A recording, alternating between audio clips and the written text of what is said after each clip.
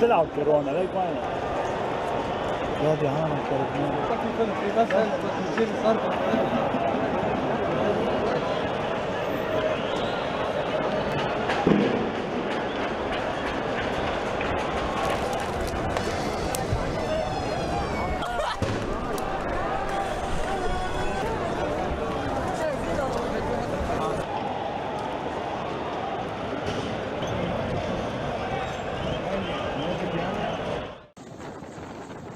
Nearly 150 firefighters have been deployed to tackle wildfires at the Donetsk-Kamensk Nature Reserve in Russia's Ural region, according to the local emergency ministry. More than 28,000 feet of fire control lines have been created to halt the spread of the fire, the ministry said in a statement on Friday. The fire in the nature reserve has so far covered an area of 120 hectares. Sweltering heat and dry weather have helped wildfires spread across a number of Russian regions, reaching into the boreal forest and tundra that blanket northern Russia. The high temperatures over northern Russia have not only fueled massive wildfires, but they've also set normally moist peat bogs ablaze and thawed permafrost, adding to worry over the potential impact on the global climate of rapid shifts in the Arctic.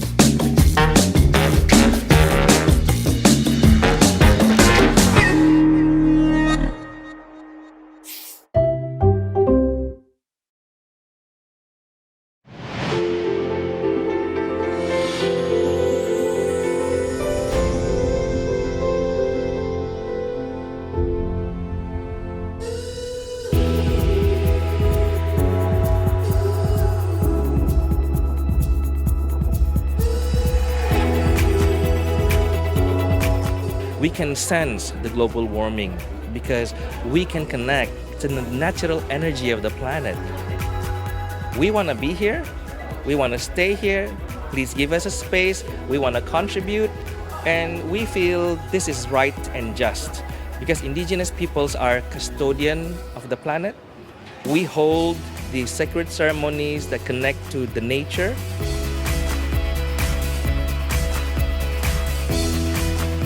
We you have certain birds who do not like talk, but they know exactly if the next year is going to be a heavy year. And heavy years is about the rain.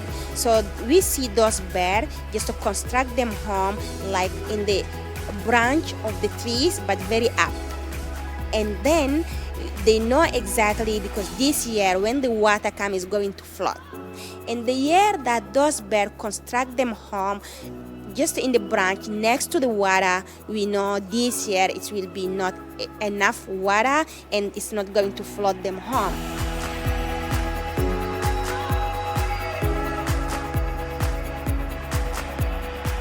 Since indigenous peoples are so depending on the nature and the environment, and when that is changing, also our patterns changing, and we have to read the signs of nature differently in order to survive.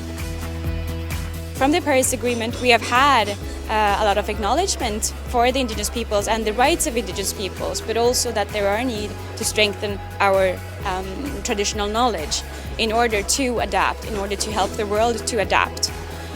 Because we are the first that are very exposed, and we will be the first one to find the solutions of that as well.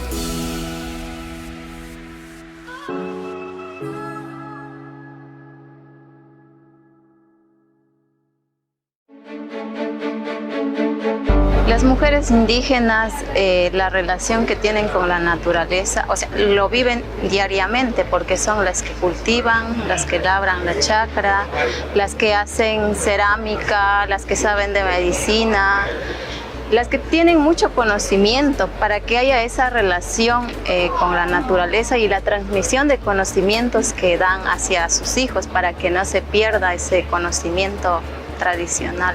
La propuesta que tenemos es para que nuestros bosques, nuestros territorios sigan viviendo, porque siempre decimos nuestro territorio es vida y queremos demostrar por qué nuestro territorio es selva viviente, porque como la cosmovisión de los pueblos indígenas, nosotros nos conectamos con los espíritus, con los seres espirituales de la selva.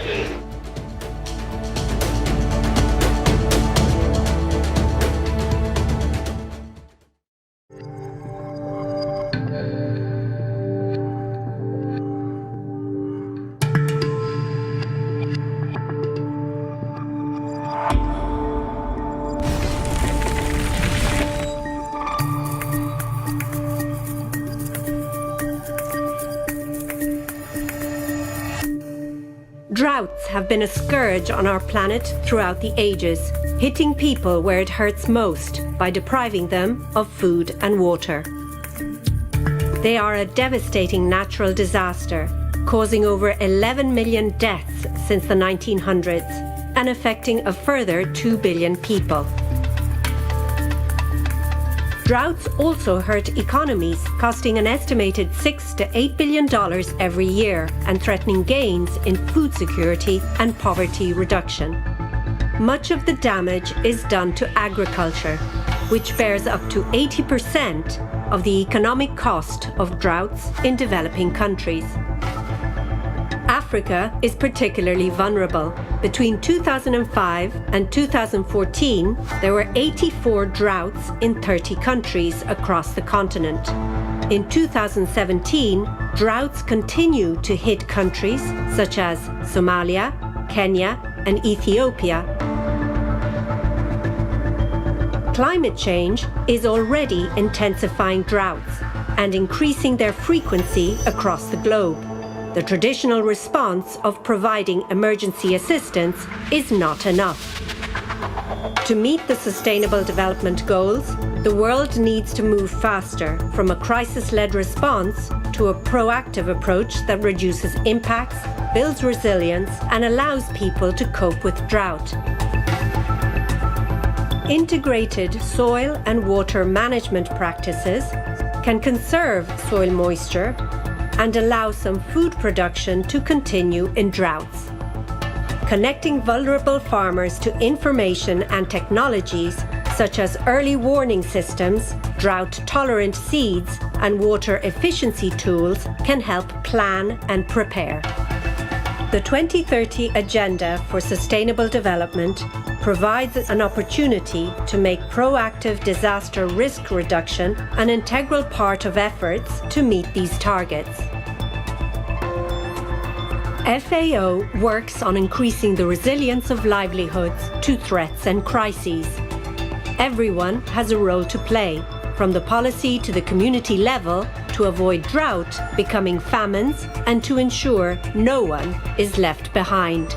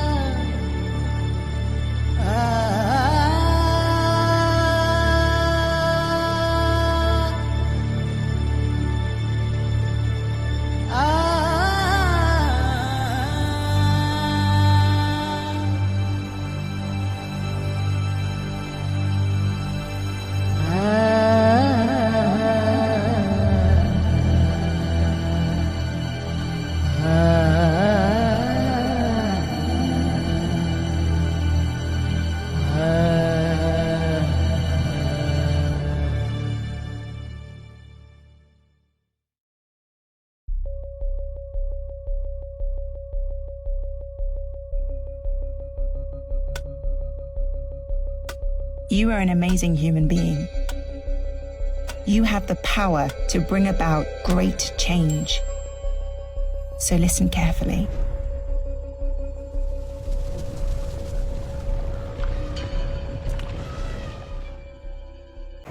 Currently, Bangladesh is experiencing a severe. Almost 4 million people in India and Nepal have been displaced by heavy flooding from monsoon rains. Government officials said on Sunday that dozens are missing and at least 189 have died. In India, there was flooding in the northeastern state of Assam, where the overflowing Brahmaputra River has damaged crops and caused mudslides. Assam faces the double challenge of fighting the floods and coronavirus. More than 1 million people in India have been infected by the virus. In Nepal, the government asked locals along its southern plains to remain alert as heavy rains were expected. More than 100 have died in Nepal from floods and landslides since June. Landslides and flash floods are common in Nepal and India's Assam and Bihar states during the June to September annual rainy season.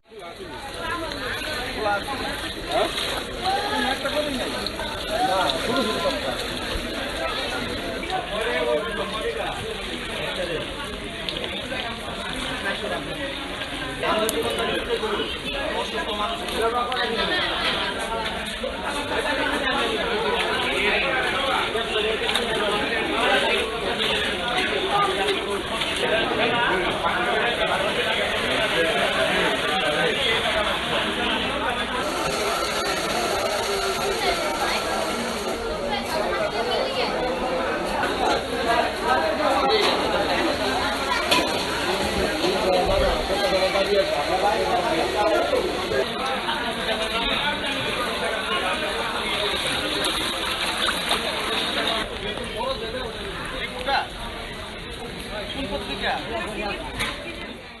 after that, we will open it up for... Currently, Bangladesh is experiencing a severe flood. The flood started in end of June 2020. Initially, 15 districts were flooded, but since mid-July, 33 districts out of total 64 districts in Bangladesh are flooded. This is actually one of the long duration flood since 1998. The peoples are suffering significantly. Lot of people, they are suffering for last 6 weeks. This flood has directly impacted 5.5 million people in the country. Many of the families, they were actually forced to leave their houses during the peak days of flood, since their entire house up to roof level was inundated. They took shelter in the embankment. When it is in the embankment, that's actually under open sky and they cannot protect them from the rain. Lot of families, they took shelter in the schools or community places in the highland. These people are suffering significantly. They are struggling to manage their daily food. They don't have pure drinking water. They don't have sanitation facilities. And also with waterborne disease, many of the families are suffering. BRAC, from the very beginning of the flood situation, started supporting the communities in the flood-prone areas, starting with early warning messages on the flood, dissemination on the flood information, sharing information that how they actually should take preparedness program for their family. And then at some point, BRAC started some limited response activities. Now, BRAC has decided to expand its activities.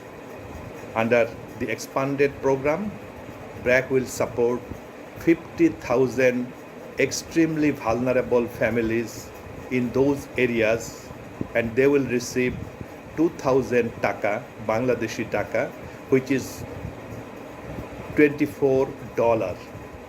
Each family, they will receive it. With this money, they can buy their food. They can buy fodder for their cattle, or they can buy their essential items for their livelihood. This will be actually a good support for the families, at least for 15 days. BRAC also has started a collaboration with Greta Thunberg Foundation, which is a Sweden-based organization. And under this collaboration, Greta Thunberg Foundation, they are actually providing 25,000 euro to BRAC Bangladesh to support the extremely vulnerable families in those areas. BRAC will provide them food packages mixing with rice, lentils, oil, potatoes, salt. This program will significantly support the poor families. BRAC is also planning to expand its response activities, whether BRAC can support more than 50,000 families or can expand its geographic location. BRAC is actually exploring funding opportunities from international communities, donors, private sectors, and others. Also, after the flood water is receded, BRAC will undertake recovery activities. So soon, BRAC will actually conduct some assessment to understand the need of the communities, the need of the families as part of the recovery program. Then BRAC will explore funding for recovery activities. Almost 4 million people in India and Nepal have been displaced by heavy flooding from monsoon rains. Government officials said on Sunday that dozens are missing and at least 189 have died.